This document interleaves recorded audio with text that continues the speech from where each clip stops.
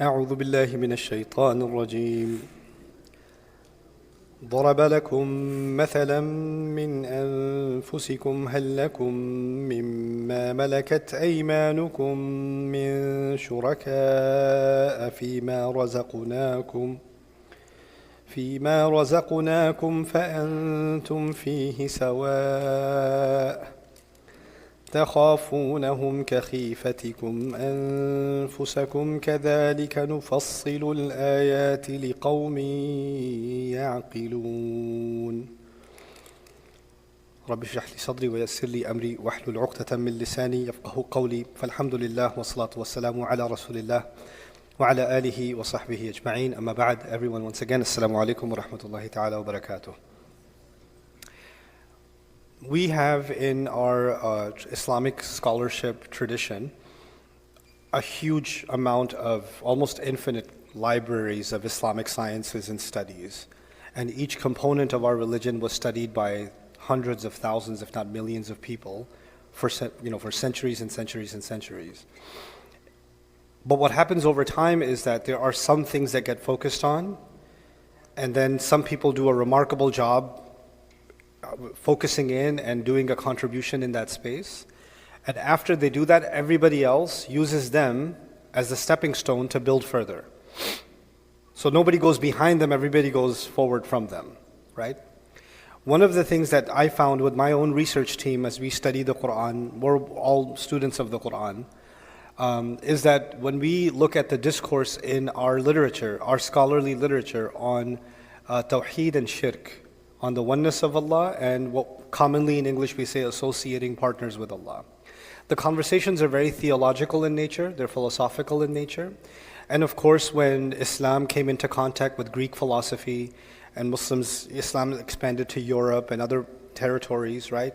And we started getting philosophical questions about God, right? And we started getting influenced by some of them, and some new ideas about Islam started emerging or from Muslims and interpretations about Allah.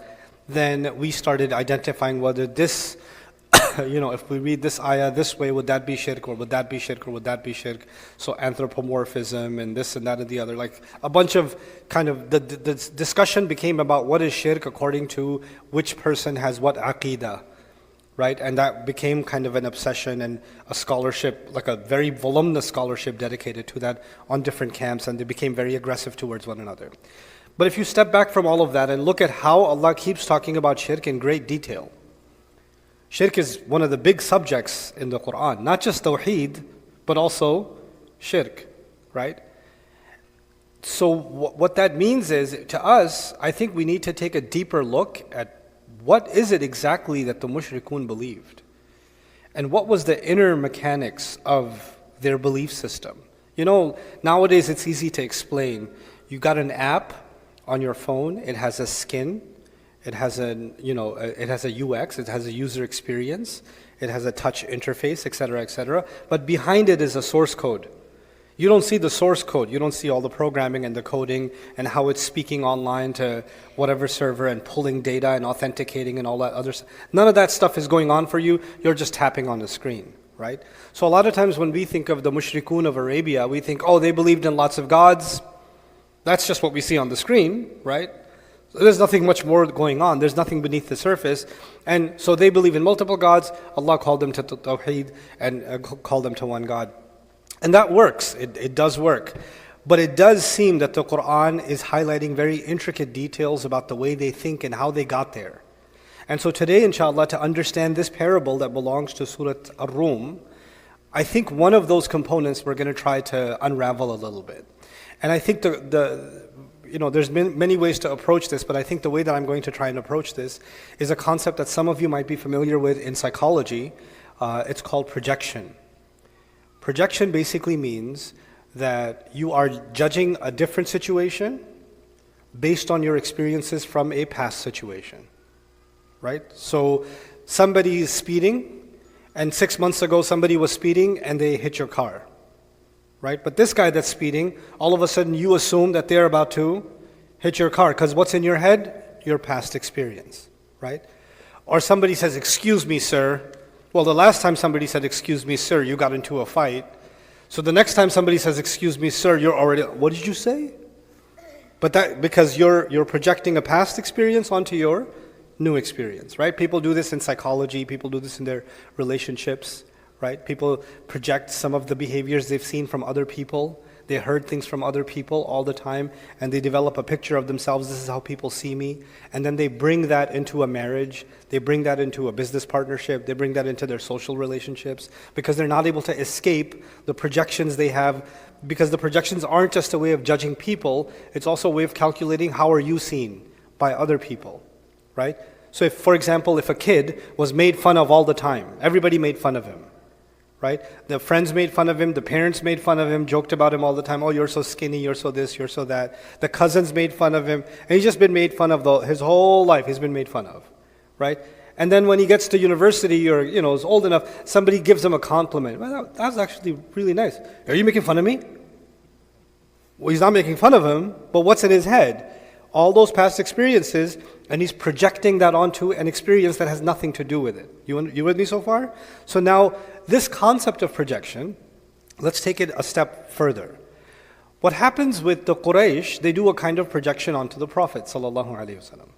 They know that every time somebody talks about religion, up until the coming of the Prophet ﷺ, anytime somebody talks about religion, they are a competitor in an industry, because the religion was actually an industry.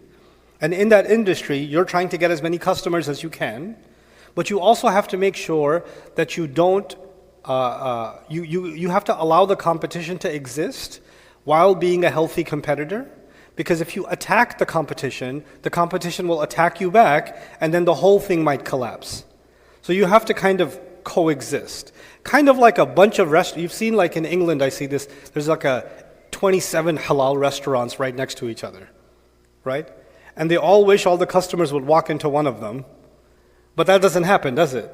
And they're all kind of taking each other's risk in some way. They're competition. But you know what? If 26 of them shut down and only one of them remained open, they wouldn't get as many customers. You know why? Because people go there because there's so many choices and foot traffic comes. And so everybody benefits if there's healthy competition in the end, right? So they have this kind of, interdependency kind of relationship.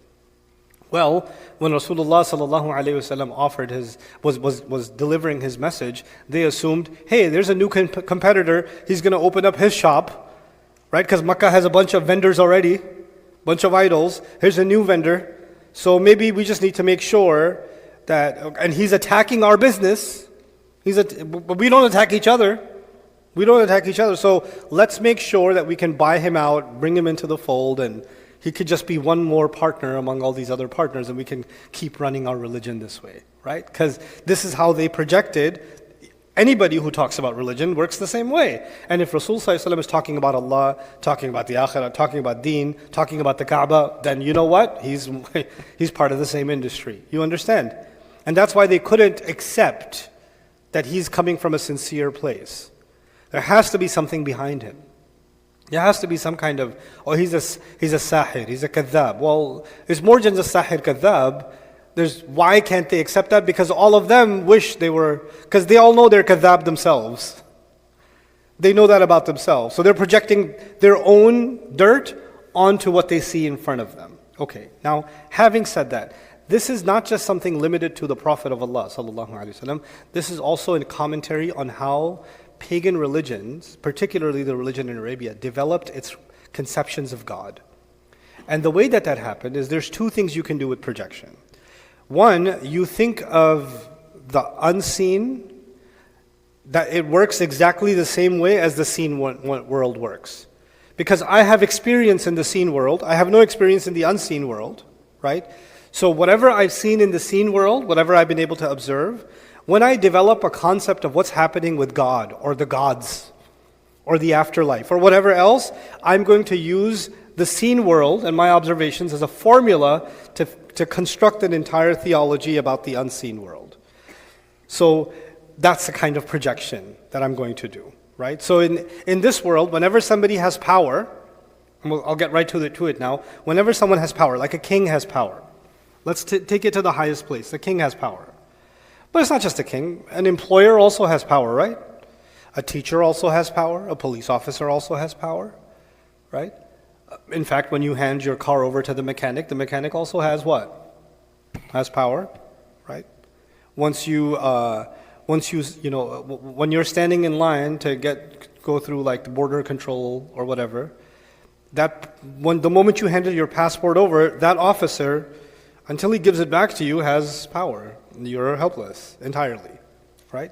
So power dynamics exist everywhere. But there's one thing about power in this world. Power is never independent. Power is never independent. So let's take it to the highest place, the king. A king has power, and he says, I'm going to build a castle. Well, is he going to build a castle? He's not going to pick up a brick. He's not going to cut the trees down.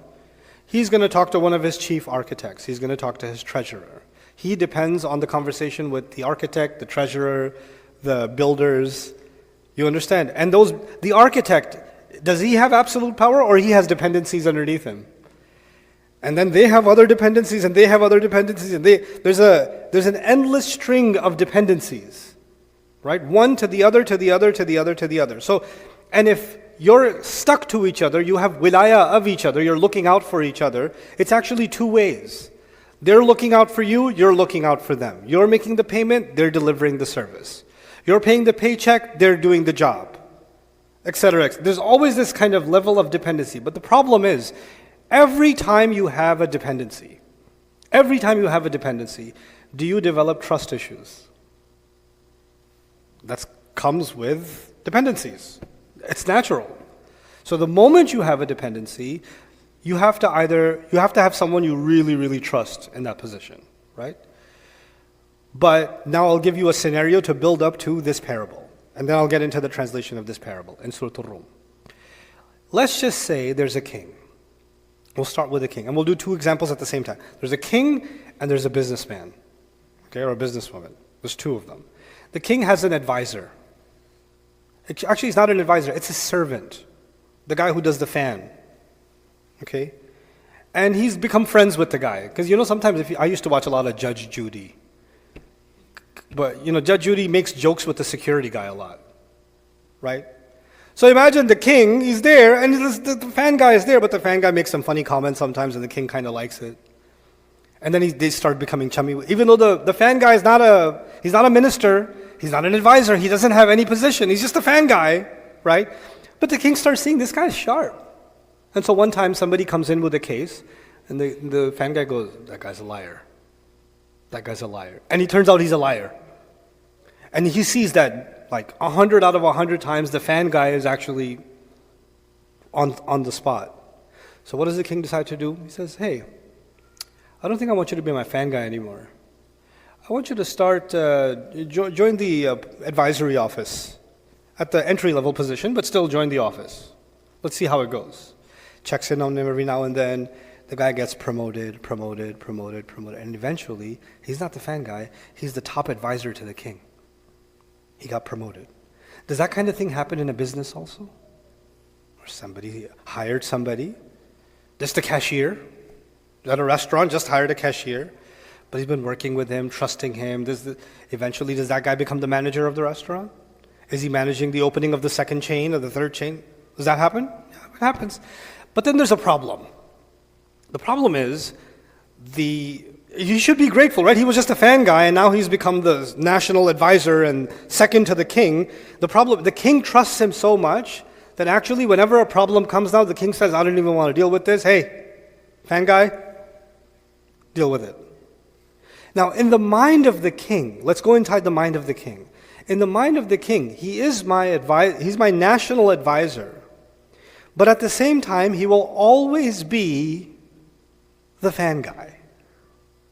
He never stopped being the fan guy. And in the mind of the king thinks, I allowed him to get this far. I've done him this huge favor of bringing him this far, so he's going to be loyal to me no matter what. And even though he looks to the world like he's my advisor, to me, he will always be the fan guy. That's how the king might perceive. It's possible. It's possible. He may not talk to him that way, but something in his mind might be that way. In another scenario, he says, no, he used to be a fan guy, but now I respect him as a trusted advisor. He's been with me through wars. He's been with me through economic crisis. You know what, this guy, I don't think of him like that anymore. He's something much more valuable to me now. I see him like my own